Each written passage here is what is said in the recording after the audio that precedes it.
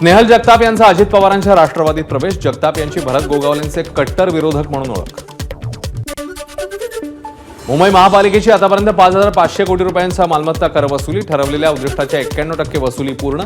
महापालिकेचं यंदा 6,000 कोटींच्या कर वसुलीचं लक्ष्य. भाडेवाढीमुळे एसटीच्या उत्पन्नात 88 कोटी रुपयांची वाढ. दैनंदिन सरासरी उत्पन्नात देखील 4 कोटींची वाढ. काहीशी प्रवासी संख्या घटली असली तरी उत्पन्नामध्ये मात्र वाढ. अमरावतीमधील मौजे रेवासामधील विठ्ठल मंदिराची अंदाजे 30 कोटींची जमीन मंदिराला परत करण्याचे न्यायालयाचे आदेश. कुळ कायदा लागू नसताना देखील तत्कालीन तहसीलदारांनी संगनमताने 7/12 नावं वगळल्याची विश्वस्तांची तक्रार. पुण्यातून ससून रुग्णालयातनं गंभीर गुन्ह्यातला आरोपी पळाला. या प्रकरणी आरोपी संतोष साठे विरोधात बंड गार्डन पोलिसात गुन्हा दाखल. एबीपी माझा, उघडा डोळे बघा नीट.